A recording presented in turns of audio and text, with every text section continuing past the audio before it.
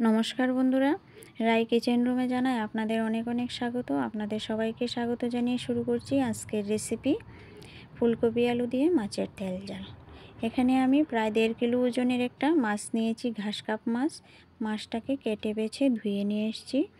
এবার নিয়েছি সবজি, এখানে নিয়েছি একটা গোটা ফুলকপি আর একটা আলু।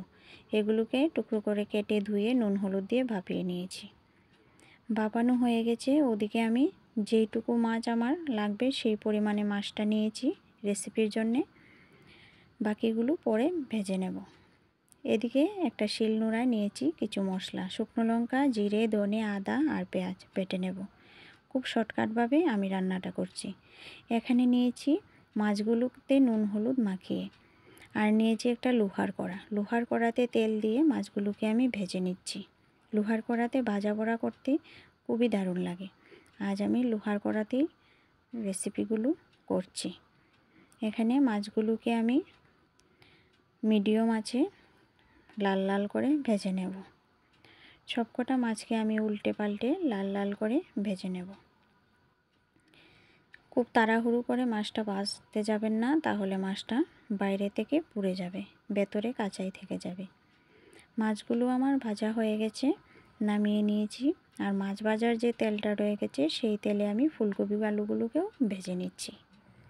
ফুলকপি আলুগুলোকেও ভেজে তারপর আমি লাল লাল করে নামিয়ে নেব। এদিকে এ পর্যায়ে অল্প নুন দিয়ে দিয়েছি, যেহেতু আগে থেকে নুন দেওয়াই ছিল ভাপানোর সময়, তাও অল্প নুন দিয়েছি।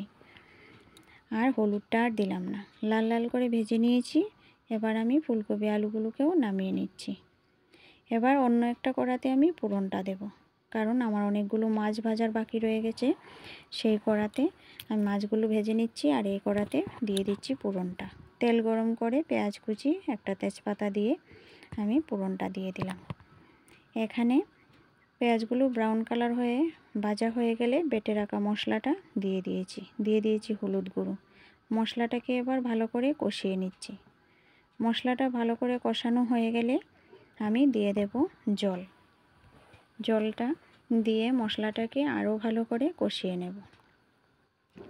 মশলাটা আরও ভালো করে কষানো হতে হতে আমি এদিকে লো স্টিমে মশলাটাকে একটু ভাজা হতে দিলাম।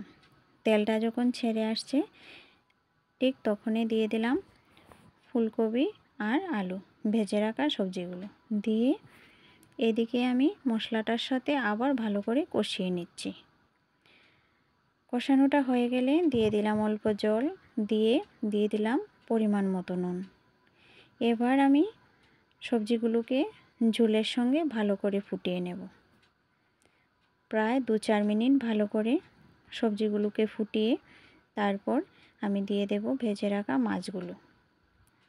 ভেজে রাখা মাছগুলো আমি এই পর্যায়ে দিয়ে দিলাম, দিয়ে আরও 3 থেকে 4 মিনিট ভালো করে ফুটিয়ে নিলাম।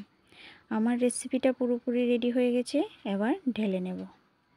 এই যে আমার ফুলকপি আলু দিয়ে ঘাস কাপ মাছের তেল ঝালটা পুরো রেডি, একদম শর্টকাট পদ্ধতিতে।